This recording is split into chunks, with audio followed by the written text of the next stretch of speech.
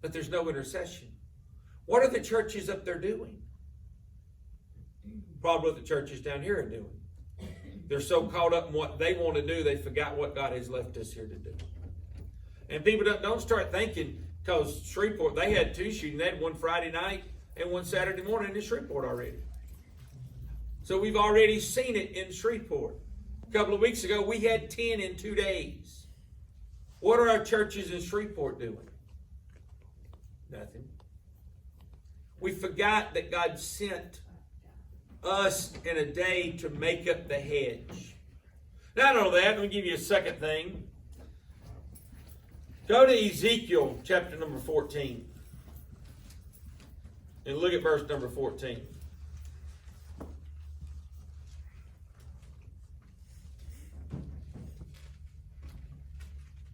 This verse is repeated a couple of times because we don't get it the first time.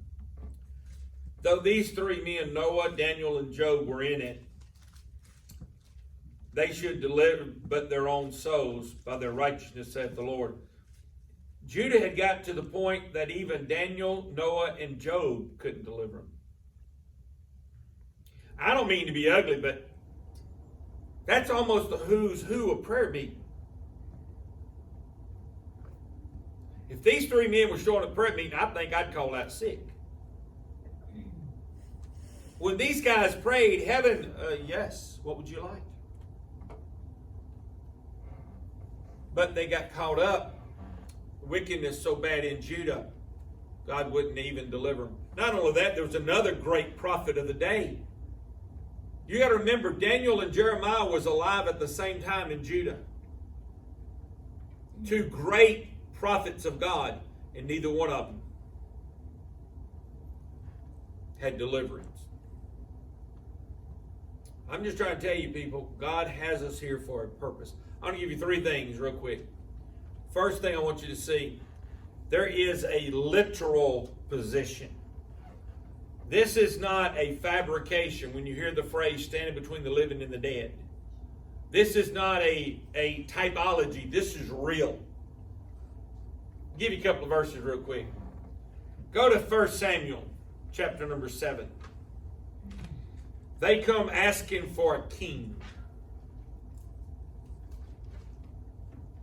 And Samuel, I'm going to be honest with you, Samuel got hot under the collar. Samuel almost had a Nehemiah fit about it. And God said, nope, you do what they ask, I will deal with Israel. And Samuel got all the people together after they made that great sin. Told them to put all their gods away. And notice in verse 5, and Samuel said, gather all Israel to Mizpah, and I will pray for you unto the Lord. And they gathered together to Mizpah and drew water and poured it out before the Lord and fasted in that day and said there, we have sinned against the Lord. And Samuel judged the children of Israel in Mizpah. He prayed.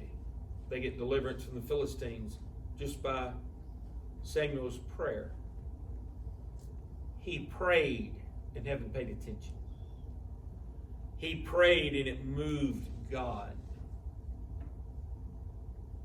See, we need that today. Go to Jeremiah chapter number 15.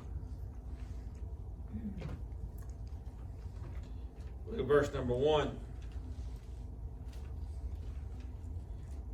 Ezekiel writes about Noah, Lot. Oh yeah, Noah, yeah. Noah, Job, and Daniel. And Jeremiah writes, then said the Lord unto me, though Moses and Samuel stood before me, yet my mind could not be toward this people. Cast them out of my sight and let them go forth. Came a day that not even Samuel and Moses could stand. Moses stood God after the children of Israel made the golden calf. After the day the earth opened up and swallowed the people. 250 of them. Go to Numbers chapter 16.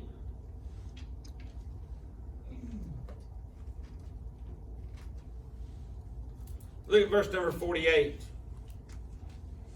The Bible said, we'll start in 47. And Aaron took as Moses commanded, and ran in the midst of the congregation, and behold, the plague was begun among the people, and he put on incense and made an atonement for the people, and he stood between the dead and the living, and the plague was stayed. It's a literal place. We literally stand between the dead and the living. Our prayer life is important. Your witness for other people and to other people is important. Why are we here? We're here because there's a lot of lost people who need to know about Christ before we leave. That's why you're here. Well, my mission field, no, your mission field's never taken care of. Do you have people tomorrow that you're going to walk by? Ding, ding, ding. We have a winner, Johnny. What do we have? Guarantee we're all going to see somebody tomorrow that's going to spend an eternity in heaven or hell. And most of them are not going to go to heaven. Matthew chapter 7 says that. So I encourage you,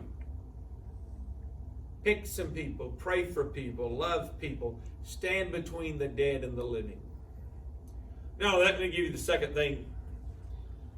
Notice also in chapter 16, verse 48, and he stood between the dead and the living, the plague was stayed.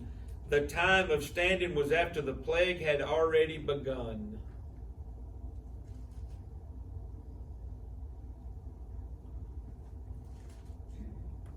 Let me give it to you in basic terminology. If you're breathing on this earth and they're still here and God's on the throne, it's not too late to start something. Most people want to wait till things get better. People, things are really never going to get that good. Not for a child of God. You know, well preacher, you got to understand. I want a better job, and I want this, and I want that, and I want that. And what happens is you get lost in the cycle. And before you know it, you're old, dead, and gone, and you're still not done one thing God's asked you to do. So it's not going to get any better than it is right now for you to do something for God. There's always going to be distractions. There's always going to be difficulties and struggles. There's always going to be problems and hindrances. Don't let that keep you from doing what God called you to do. Are we able to stand between the dead and the living right now? Then stand there. Well, preacher, I don't know if it'll do any good. Can I be a smart aleck and answer that?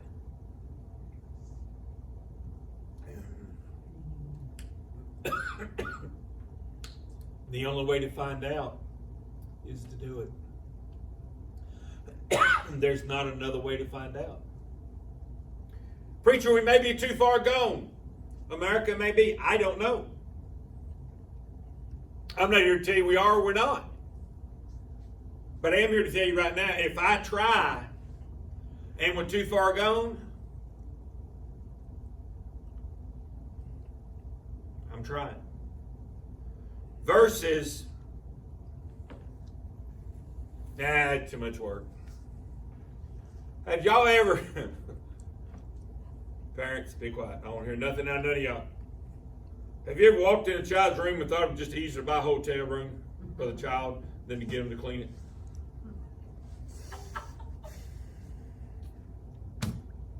You open the door and it's like, no, just close it. It would be easier just to fumigate it, burn it to the ground, and start over. But that ain't how it works. How does it work? If you don't get here and clean that room right now, when I get through with you, yeah. And they'll go in and get it done. Just make sure you pick up the bed and look under it. Why? Because I'm old. I'm not going to bend over. I pick the bed up first. Because I knew my boys, they'd slide it right underneath the bed. Their motto is the same as your child.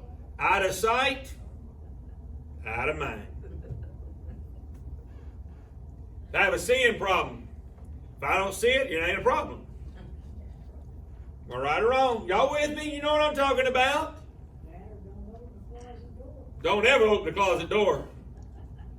Unless you got body armor on, because it's coming down. But you don't wait and condemn the room. You get busy doing something.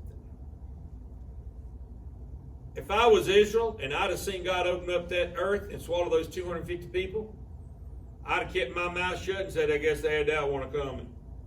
But not Israel. I can't believe Moses did that to them. Like Moses parted the earth. Yeah, Moses, that's a good trick. Why don't you do that again, Moses? No, God parted the earth. They were just going to take it out on Moses. And then God sent a plague. And they had an obligation to stand between the dead and the living. And the last thing that I want you to see, the challenge today is the same as it was then. The plague has already begun. Let me just give you a couple of cities real quick.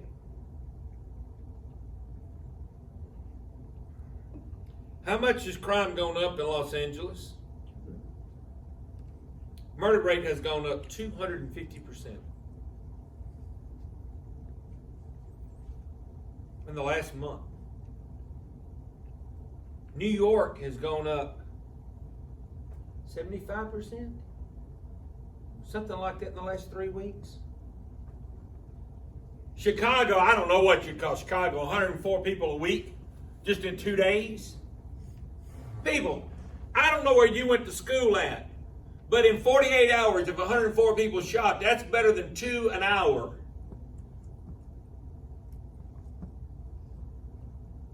And nobody has a problem with it. What about all these kids that get turned into sex trafficking, drug addicts, abortions running rampant? We can go all the way down the list, people.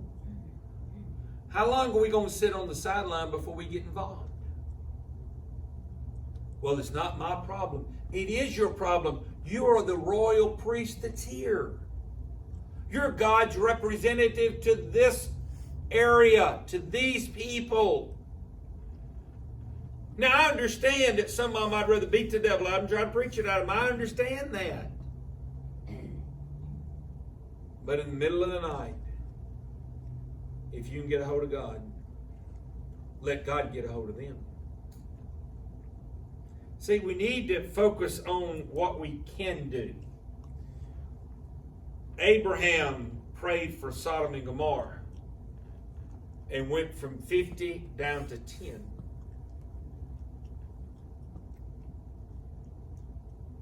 Abram quit at 10 because Lot, his wife, a couple of daughters, a couple of sons-in-laws, grandkids, 10's covered. It's a done deal.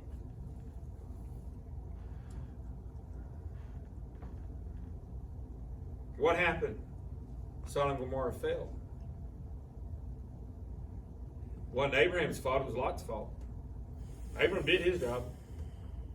Lot failed. Go to James chapter 5.